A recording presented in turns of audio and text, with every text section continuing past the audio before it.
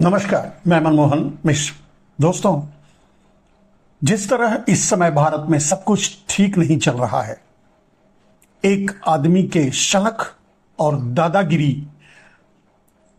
का दुष्प्रभाव आपको भारत में चारों तरफ दिखेगा। चाहे वो समाज हो, चाहे वो संस्थान हो, चाहे वो सरकार हो, हर जगह आपको यह देखने को मिल रहा है कि पूरे विपक्ष को यहां खत्म किया जा रहा है और हर हथकंडे खत्म करने के लिए सारे हथकंडे अपनाए जा रहे हैं। यहां तक कि उन्हें फाइनेंशियली तोड़ा जा रहा है, उन्हें शारीरिक रूप से तोड़ा जा रहा है, जेल में बंद किया जा रहा है, झूठे आरोप लगाए जा रहे हैं, फ्रॉड और भ्रष्टाचार खुद कर रहे हैं, उसके आरोप में दूसरों को जेल में भर रहे हैं। मैं ये सारी बातें आपको खास करके जिस मुद्दे को आपके सामने रखना चाहता हूं उससे जोड़ने के लिए कह रहा हूं। मेरा आज का विषय है कि वर्ल्ड वॉर 3 रोकने का एकमात्र उपाय इजराइल का खात्मा। यही बात आपको बताने के लिए मैंने ये उदाहरण दिए कि ये बातें तो आप देख रहे हैं। आपको लग रहा है कि भारत में अराजकता चल रही है, लोकतंत्र खत्म किया जा रहा है, लोकतंत्र को धत्ता बता करके, संविधान को धत्ता बता करके लोगों पर जुल्म ढाए जा रहे हैं, किसी के साथ न्याय नहीं किया जा रहा है। चाहे वो मणिपुर हो, चाहे वो लद्दाख हो, चाहे वो सोनम वांगचुक हो, चाहे वो हमारी महिला पहलवान हो, चाहे वो विपक्ष हो, चाहे वो अरविंद केजरीवाल हो, चाहे और कोई भी। जबकि इन सारे मामलों में, इस तरह के सारे मामलों में सब जगह नरेंद्र मोदी की ही कमी, नरेंद्र मोदी का ही दोष, नरेंद्र मोदी की ही गलती सामने है। और कम से कम इलेक्टोरल बॉन्ड तो एक इंटरनेशनल फ्रॉड के रूप में सामने आया है। अब बात यहां मैं ये बात क्यों कह रहा हूं मेरे दोस्त, जो बात आज भारत के साथ और भारत में नरेंद्र मोदी कर रहे हैं, वही काम नेतन्याहू यानी इजराइल के प्रधानमंत्री, राष्ट्रपति जो भी हैं, वो कर रहे हैं दुनिया के साथ। अब यहां मोदी के पीछे अडानी, अंबानी, चीन, अमेरिका और दुनिया के दूसरे पूंजीपति, भारत के भी कुछ माफिया पूंजीपति सपोर्ट कर रहे हैं।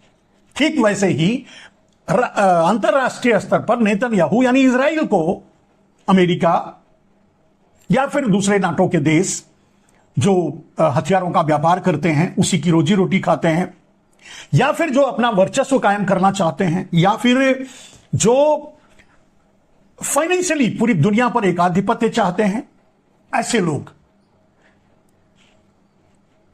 जगह जगह, मैंने कहा कि भारत में जैसे भारत के पूरे संस्थान, airport, port, railway, electricity, water, cement, जितने भी औद्योगिक इंफ्रास्ट्रक्चर हैं या इंस्टीट्यूशन हैं या सरकारी संस्थाएं हैं, यहां तक कि अब तो सेना पर भी हाथ लगा चुके हैं, सब कुछ नरेंद्र मोदी अडानी को देना चाहते हैं और एक आधिपत्य, एक छत्र राज्य करना चाहते हैं गुजराती माफियाओं के जरिए।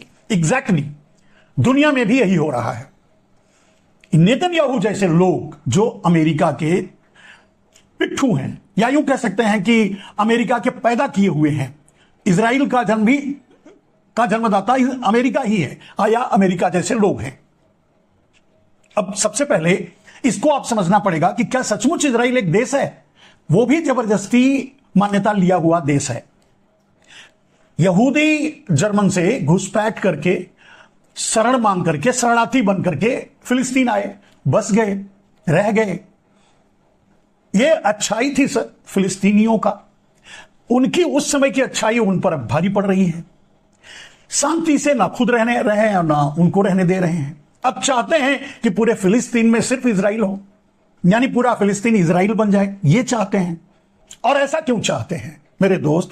जितने भी अरब कंट्रीज हैं, तेल वाले देश हैं, सब पर अमेरिका या पूंजीवादी देश या पूंजीपति कब्जा करना चाहते हैं, क्योंकि उनसे तेल के व्यापार से वो पूंजी इकट्ठा करेंगे, कमाएंगे। कहने का अर्थ यह है, इस तरह की अस्थिरता के जरिए वो अपना वर्चस्व कायम करना चाहते हैं और वहां की संपत्ति लूटना चाहते हैं। जैसे नरेंद्र मोदी भारत में अडानी को लद्दाख बेच करके वहां उनका वर्चस्व स्थापित करके, उनको कमाने का अवसर देकर, वहां के लोगों को इग्नोर करके, जिस तरह से नरेंद्र मोदी भारत में कर रहे हैं, उसी तरह से नेतन्याहू पूरी दुनिया में वही काम कर रहे हैं। चलिए अब नरेंद्र मोदी को छोड़ते हैं, सिर्फ नेतन्याहू यानी इजराइल पर आते हैं। यह तो निश्चित है कि इजराइल एक देश नहीं है, नाजायज देश है, जिसका कोई एक्चुअली वो देश नहीं है। कुछ घुसपैठिए एक जगह पर कब्जा कर लिए, माने जिसे आज इजराइल के नाम से आप जानते हैं, वो फिलिस्तीन का हिस्सा है, और उसे इजराइल का नाम दिए, वो भी जबरदस्ती, और उस पर कब्जा करके बैठे हैं और आसपास अस्थिरता पैदा करना चाहते हैं अमेरिका के इशारे पर, क्योंकि अमेरिका ऐसा चाहता है।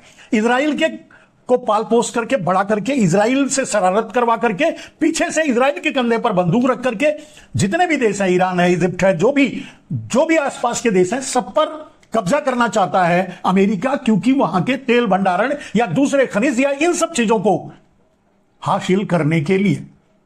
एक दूसरा कि इस तरह की अस्थिरता और युद्ध होते रहेंगे तो अमेरिका, जर्मन, फ्रांस, इन लोगों का हथियार बिकता रहेगा, ये खरीदते रहेंगे, लड़ते रहेंगे दूसरों से भी, आपस में भी।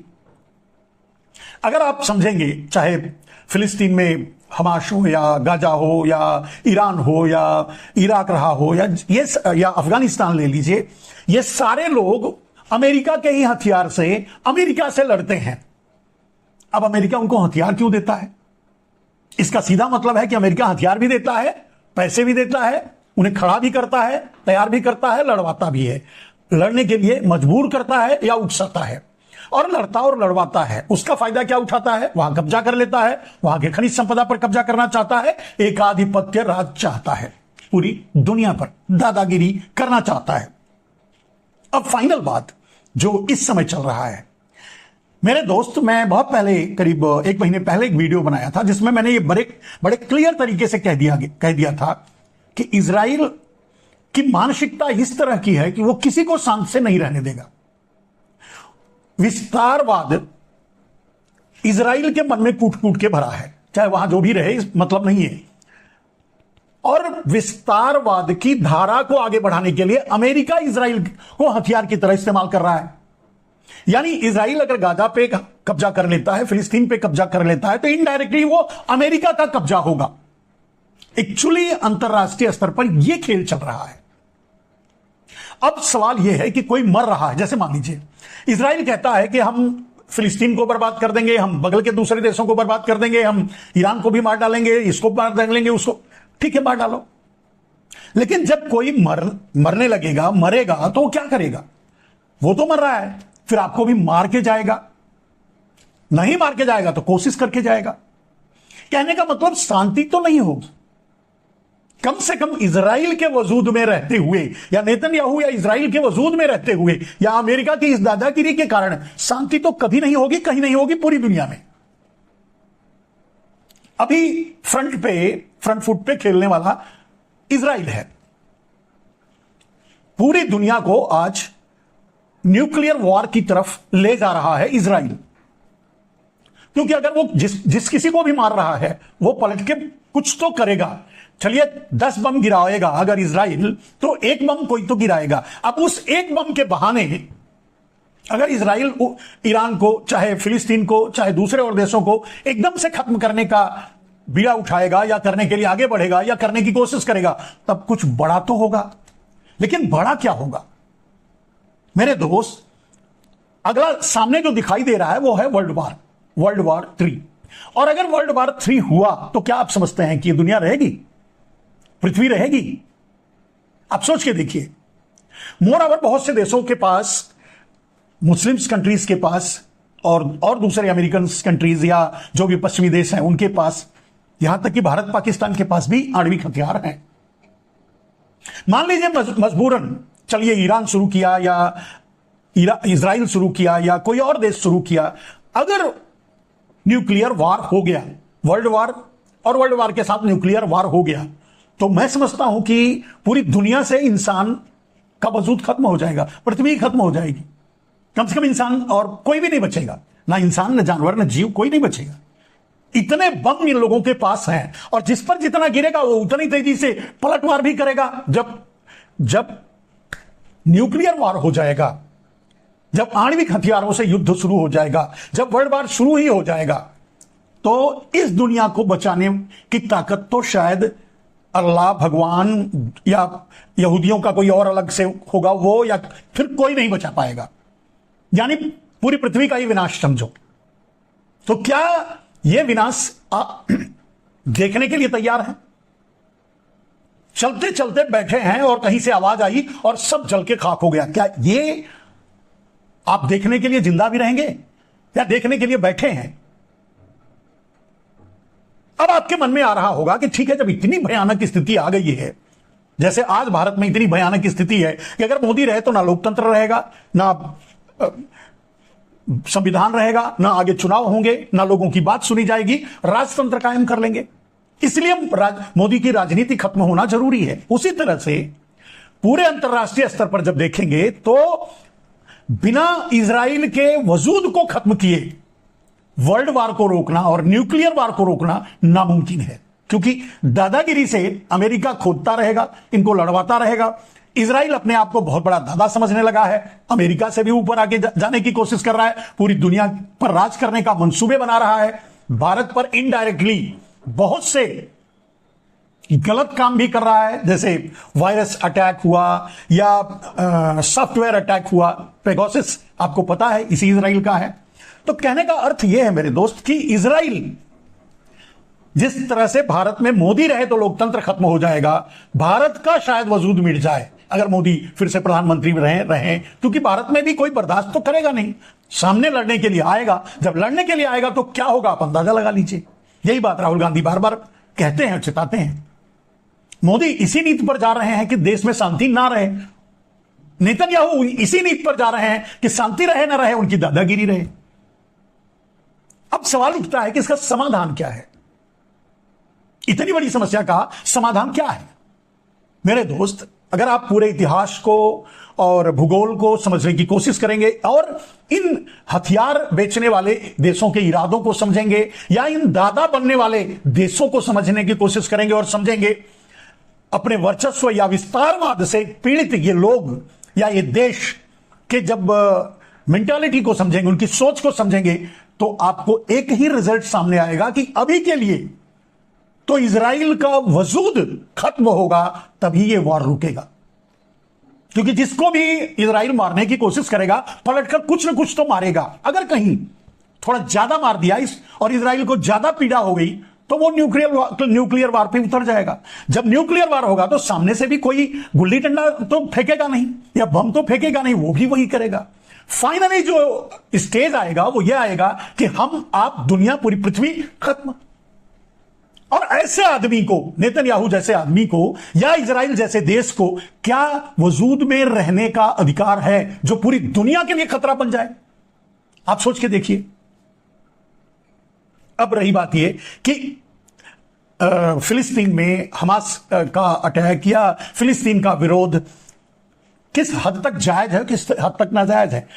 इजराइल ये कह सकता है कि वो हमारे साथ छेड़खानी करता है या हम पे अटैक करता है, तब हम अटैक करते हैं, या ये युद्ध है उसका कारण वो जिम्मेदार फिलिस्तीन है। लेकिन अगर इजराइल से पूछा जाए कि भाई तू क्यों बैठा है वहां, तू होता कौन है इजराइल, मतलब वहां फिलिस्तीन में, वो इजराइल तो है नहीं, वो तो फिलिस्तीन है। जबरदस्ती नाम दे करके फिलिस्तीन बना करके उसको बैठा है, तो भाई तू उसका घर से हट जा। वो क्यों फिर छेड़ेगा, फिर क्यों जाएगा शरारत करने के लिए?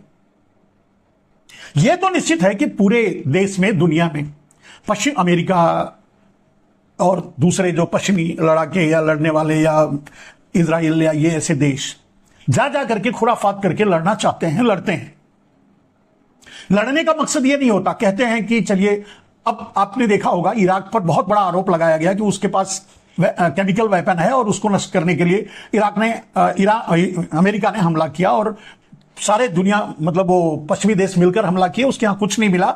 मकसद था इराक पर कब्जा करना और वहां के, और इराक पर कब्जा करके क्या करेंगे, अगर बालू होता, वहां तेल है तो उस तेल के खनन पर कब्जा करना, बस मकसद इतना ही था। झूठ बोलकर उनके साथ ये ज्यादती की गई, इराक पर कब्जा किया गया। अफगानिस्तान के साथ भी हुआ और कई देशों के साथ इस तरह से अमेरिका और दूसरे देश कर चुके हैं। आप अंदाजा लगाइए कि क्या किसी के मंसूबे, किसी के विस्तारवाद का शिकार कोई देश हो जाए। आप इस बात से, या पूरी दुनिया इस बात से तो इनकार नहीं कर सकती कि इजराइल फिलिस्तीन है एक्चुअली, ठीक, भौगोलिक रूप से। इजराइल का वजूद ये वहां जाकर बसे हैं, कब्जा करके बसे हैं, ये इन्फिल्ट्रेटर हैं, यानी घुसपैठिए हैं।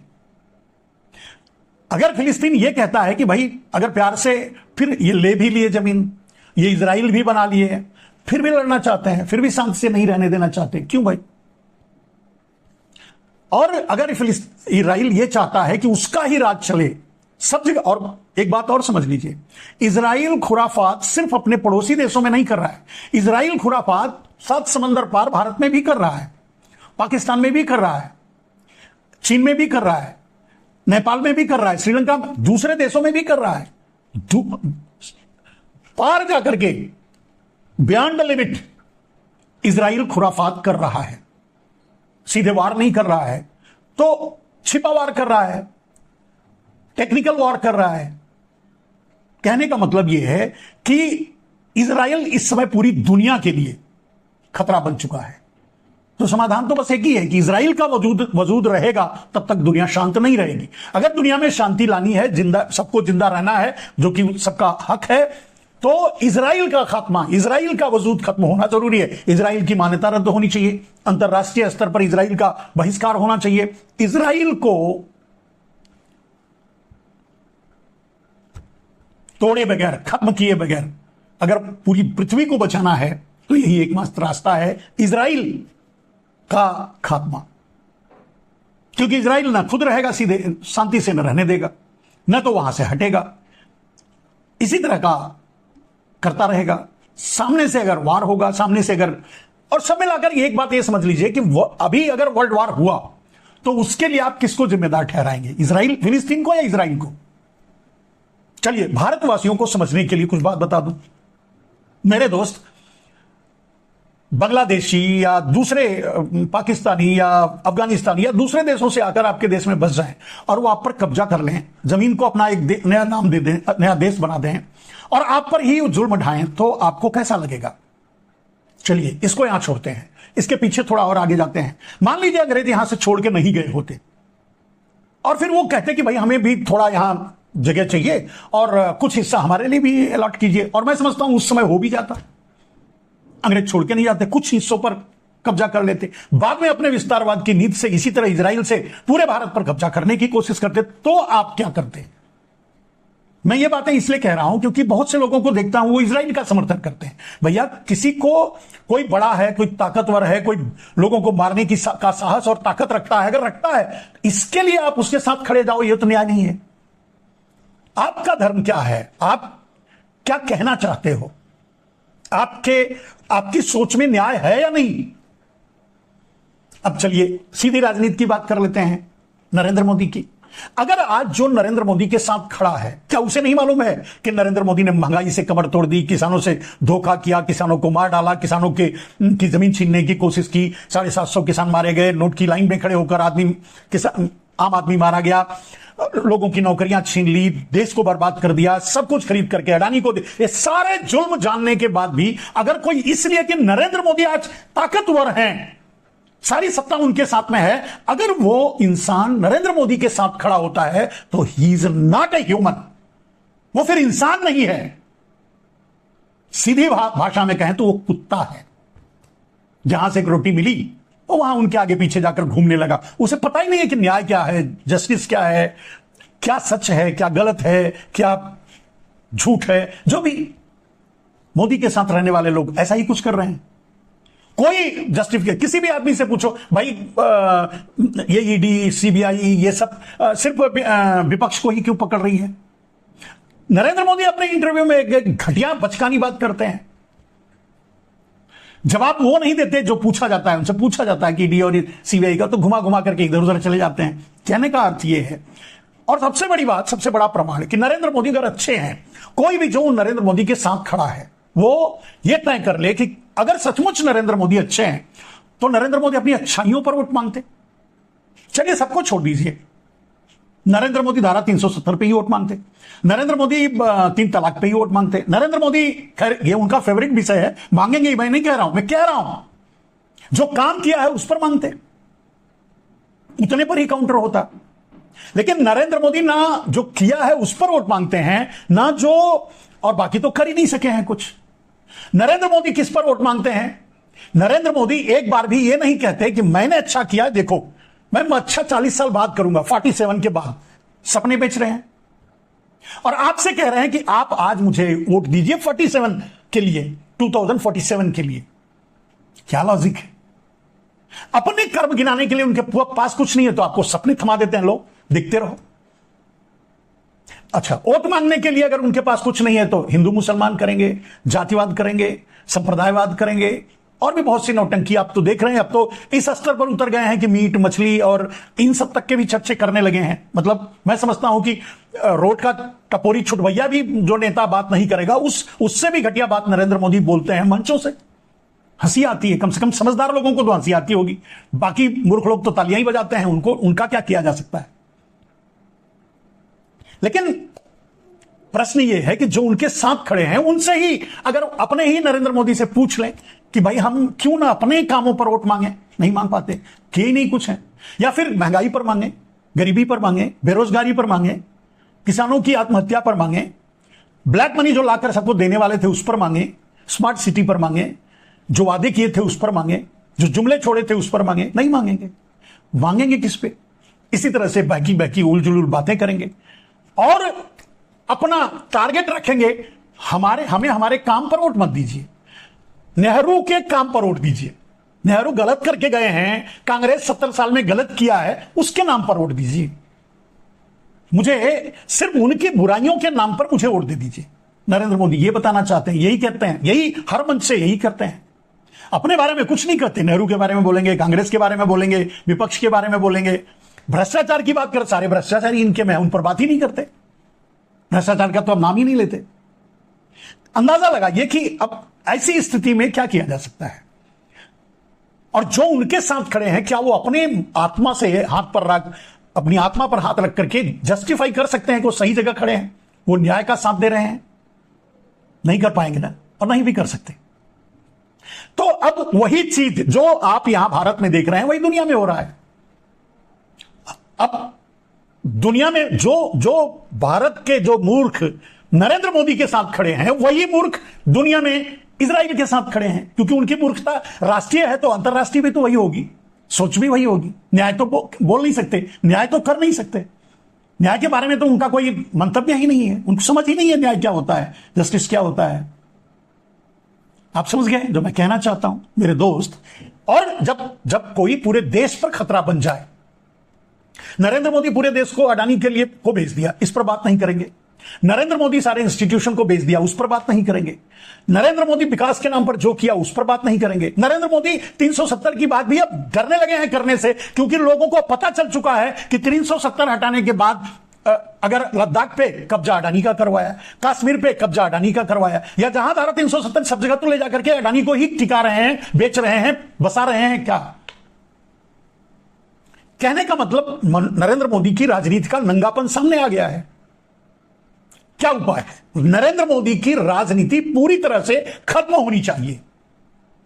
राष्ट्रीय और अंतरराष्ट्रीय स्तर पे इजराइल का वजूद में खत्म होना चाहिए। इजराइल होना ही नहीं चाहिए, इजराइल की मान्यता रद्द होनी चाहिए। इजराइल को पूरी दुनिया को इजराइल से सारे रिश्ते तोड़ लेने चाहिए। इजराइल और हम समझते हैं अगल बगल के देश हैं जो आसपास के, अगर इजराइल नहीं मानता है तो सब मिलकर एक साथ लड़े। क्यों नहीं मांगेगा? कितनी बड़ी दादागिरी करेगा भाई? अगर एक गुंडा, एक बदमाश सबको परेशान करने लगता है तो क्या करते हो भाई? एक आदमी अगर नहीं मार सकता तो 10 आदमी मिलकर मारा, कैसे सुधरेगा? नहीं, या तो सुधरेगा या तो जाएगा, उसकी दादागिरी खत्म होगी। और जब तक उसकी दादागिरी खत्म नहीं तब तक तो डंडा लेकर सबको हाँकता रहेगा, गुंडागर्दी करता रहेगा। वही हाल हमारे नेतन्याहू जी का है, वही हाल हमारे मोदी जी का है। चलिए